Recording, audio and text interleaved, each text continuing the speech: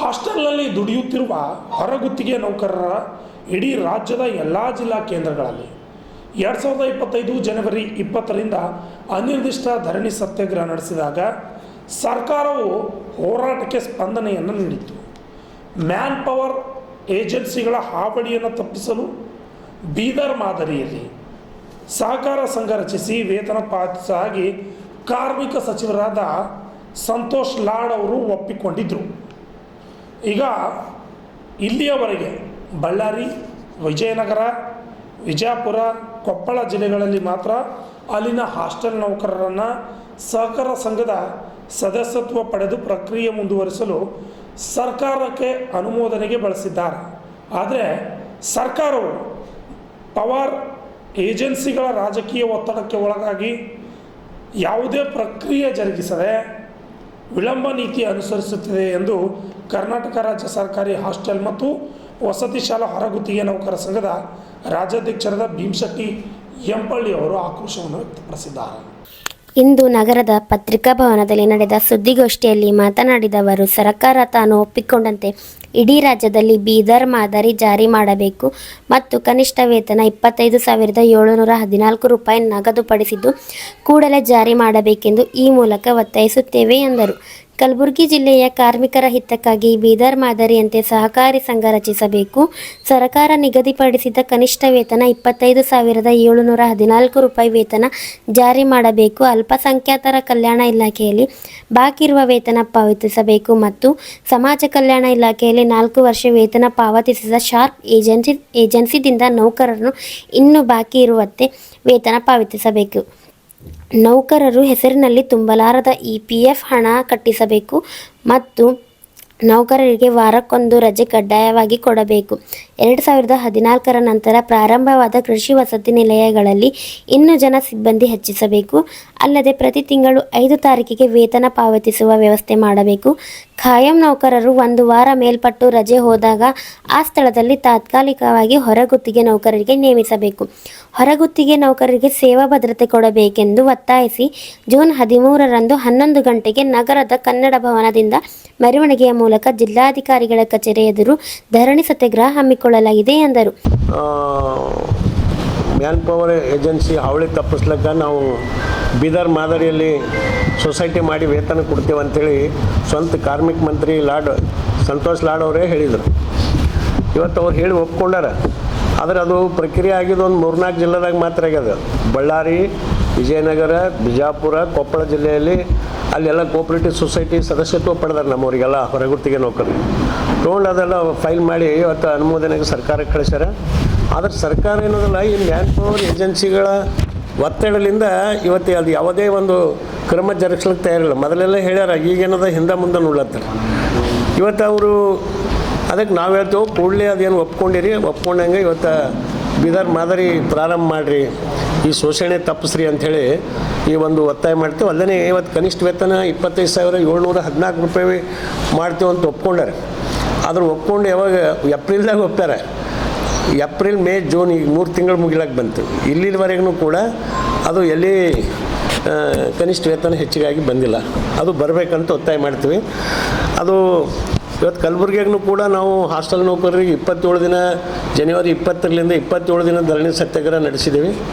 ಆ ಧರಣಿ ನಡೆದಾಗ ಇಲ್ಲಿನ ಜಿಲ್ಲಾಧಿಕಾರಿ ಅವ್ರನ್ನೂ ಕೂಡ ನಾವು ಕೋಆಪರೇಟಿವ್ ಸೊಸೈಟಿ ಮಾಡ್ತೀವಿ, ಸರ್ಕಾರ ಒಪ್ಕೊಂಡ್ರೆ ನಾವು ಮಾಡ್ತೇವೆ ಅಂತ ಒಪ್ಕೊಂಡು ಒಂದು ಸಭೆನೇ ಮಾಡಿದ್ರು. ನಮಗೆಲ್ಲ ತೊಗೊಂಡು ಸಭೆ ಮಾಡಿ ಸರ್ಕಾರಕ್ಕೆ ಅನುಮೋದನೆ ಕಳಿಸಿವಿ. ಇನ್ನೂ ಬರ್ತದಂತ ಹೇಳ್ತಾರೆ. 3 ತಿಂಗಳಾಯ್ತು, ಇಲ್ಲಿ ಏನೂ ಪ್ರಕ್ರಿಯೆ ಆಗಿಲ್ಲ. ಅದಕ್ಕೆ ಇವತ್ತು ಮ್ಯಾನ್ ಪವರ್ ಏಜೆನ್ಸಿಗಳ ಹಾವಳಿ ಹೆಂಗದಂತಂದರೆ, ಮೈಸೂರಿನ ಶಾರ್ಪ್ ಸ್ವಿಸ್ ಏಜೆನ್ಸಿ ಅಂತೇನ ಅದು ಈಗ ಸದ್ಯಕ್ಕೆ ಸಮಾಜ ಕಲ್ಯಾಣ ಇತ್ತು, ಅದು ಮೊನ್ನೆ ಅದು ಕೊಟ್ಟಿಲ್ಲ, ಅವ್ರಿಗೆ ಬಿಡಿಸ್ಯಾರ. ಈ ಅಲ್ಪಸಂಖ್ಯಾತರ ಕಲ್ಯಾಣ ಇಲಾಖೆಯಲ್ಲಿ ಅವರೇ ಇದ್ದಾರೆ. ಎಲ್ಲಿ ರಂಜಾನ್ ಹಬ್ಬದಕ್ಕಿಂತ ಹಿಂದೆ ಎಲ್ಲರಿಗೆ 4-5 ತಿಂಗಳು ವೇತನ ಬರೋದಿತ್ತು. 2 ತಿಂಗಳು ಹಾಕಿದ್ರು, ಯಾರಿಗೆ 1 ತಿಂಗಳು ಹಾಕಿದ್ರು. ಪೂರ್ತಿಯಾಗಿ ಹಾಕಿಲ್ಲ. ಕೆಲವು ಜನಕ್ಕೆ ಒಬ್ಬರು 3-4 ಜನಕ್ಕೆ ಪೂರನೇ ಪೇಮೆಂಟ್ ಹಾಕಲಿಲ್ಲ. ಅಷ್ಟು ದೊಡ್ಡ ರಂಜಾನ್ ಹಬ್ಬ. ನಾವು ಆ ಟೈಮಿನಾಗ DC ಅವ್ರ ಬಳಿನೂ ಹೋದೆವು. ಕೆಲವೊಂದೆಲ್ಲ ಹೆಣ್ಮಕ್ಳಿಗೆ ಕರ್ಕೊಂಡು, ನೋಡಿರಿ ನಮ್ಮ ಹಬ್ಬದ ಪೇಮೆಂಟ್ ಹಾಕ್ಸ್ರಿ ಅಂತ. ಸರ್ಕಾರದಿಂದ ಬಜೆಟ್ ಇದ್ದು ಆ ಬಜೆಟ್ ಅವನಿಗೆ ಕೊಟ್ಟು ಅವ್ನ ಅಕೌಂಟಿಗೆ ಹಾಕಿಸಿ ಇವರು ಭಿಕ್ಷೆ ಬೇಡಿದಂಗೆ ಬೇಡಿದ್ರು. ಅದು ಹೋಗಿ DC ಹೇಳಿದೆವು. ಅಲ್ಲಿನ ಜಿಲ್ಲಾಧಿಕಾರಿ ಅವರು ಮೈನಾರಿಟಿ ಜಿಲ್ಲಾಧಿಕಾರಿ ಅವ್ರಿಗೆ ಜಾವೀದ್ ಅಂತೇಳಿ ಅವ್ರ ಬಳಿನೂ ಕೂಡ ಹೋಗಿ ಹೇಳಿದೆವು. ಆಯ್ತು ಹಾಕ್ಸ್ತೀನಿ, ಇವತ್ತು ಹಾಕ್ಸ್ತೀನಿ, ನಾಳೆಗೆ ಹಾಕ್ಸ್ತೀನಿ ಅಂತ ಇಲ್ಲಿವರೆಗೂ ಹಾಕಿಲ್ಲ. ಅಂದ್ರೆ 3 ತಿಂಗಳ ಕೋಟ್ಯಾಂತರ ರೂಪಾಯಿ ಅವನ ಅಕೌಂಟಿಗೆ ಹಾಕ್ಕೊಂಡು ಲೇಬರ್ ನಮ್ಮದು ಔಟ್ಸೋರ್ಸ್ ಹೊರಗುತ್ತಿಗೆ ನೌಕರರಿಗೆ ಪೇಮೆಂಟ್ ಮಾಡಲ್ಲ ಅಂದ್ರೆ ಹೆಂಗೆ? ಮತ್ತು ಅವ್ರು PF ESI ಸರಿ ಕಟ್ಟಲ್ಲ.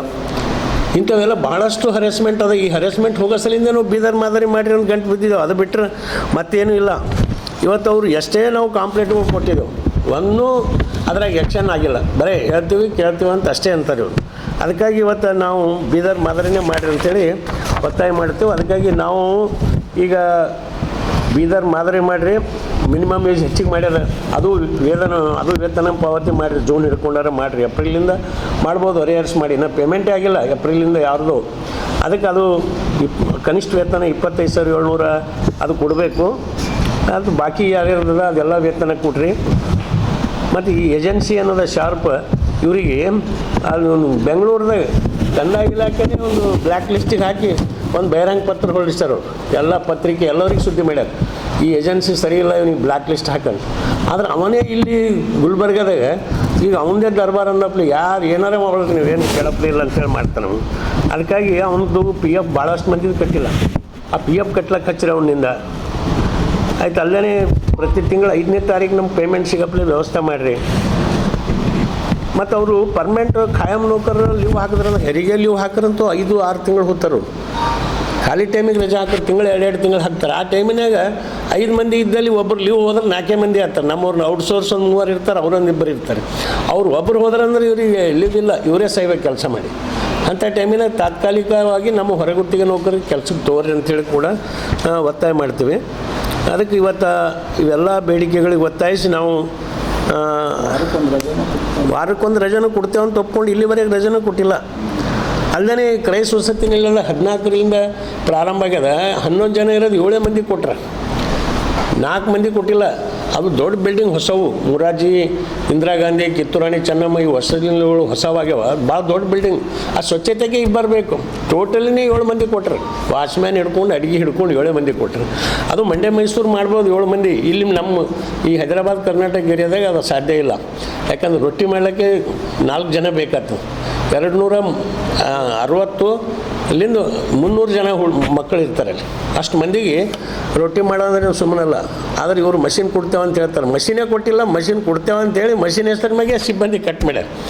ಈಗ ಅವು ಚಾಲುವಾಗಿ 2014ಲಿಂದ ಸ್ಟಾರ್ಟ್ ಆಗಿವೆ. ಇಲ್ಲಿ ತನಕ ಸೈಲತ್ತಾರೆ. ಕೆಲಸ ಮಾಡ್ಬೇಕಾದ್ರೆ ಪುನಃ ಜನ್ಮ ತಾಳಿದಂಗೆ ಹಾಸ್ಟೆಲ್ಗಳ್ದಾಗ ಮಜ್ಬೂರಿಗೆ ಈಗ ಬಡವ್ರು ಇರ್ತಾರೆ, ಮಜ್ಬೂರಿ ಫೈದಾ ಸರ್ಕಾರ ಊಟಾಸ್ಲತ್ತ. ಅದಕ್ಕೆ ನಾವಂತೇವೆ ಇವೆಲ್ಲ ಬೇಡಿಕೆಗಳಿಗಾಗಿ 13ನೇ ತಾರೀಕು ಜಿಲ್ಲಾಧಿಕಾರಿ ಕಚೇರಿ ಆದರೆ ಒಂದು ಧರಣಿ ಸತ್ಯಾಗ್ರಹ ನಡೆಸ್ಬೇಕಂತ ತೀರ್ಮಾನ ಮಾಡಿದೆವು. ಈ ಒಂದು ಧರಣಿ ಸತ್ಯಾಗ್ರಹದಲ್ಲಿ ಇಡೀ ಜಿಲ್ಲೆಯ ಎಲ್ಲ ಹೊರಗುತ್ತಿಗೆ ನೌಕರರು ಭಾಗವಹಿಸಬೇಕಂತ ಈ ಒಂದು ಪತ್ರಿಕಾ ಮೂಲಕ ಎಲ್ಲ ಹೊರಗುತ್ತಿಗೆ ನೌಕರರಿಗೆ ವಿನಂತಿ ಮಾಡ್ತೇವೆ. ಈ ಸುದ್ದಿಗೋಷ್ಠಿಯಲ್ಲಿ ಜಿಲ್ಲಾಧ್ಯಕ್ಷರಾದ ಪರಶುರಾಮ್ ಹಡಗಲಿ, ಉಪಾಧ್ಯಕ್ಷರಾದ ಮೇಘರಾಜ್ ಕಟಾರೆ, ಸಹ ಕಾರ್ಯದರ್ಶಿ ಜ್ಯೋತಿ ದೊಡ್ಮನಿ, ಸರಸಮ್ಮ ಚಂದನ್ಕೇರ, ಕಲ್ಯಾಣಿ ಪೂಜಾರಿ, ನಾಗರತ್ನ ಮದನ್ಕರ್ ಹಾಜರಿದ್ದರು. Bureau reporter RJ32 Kannada news, Kalaburagi.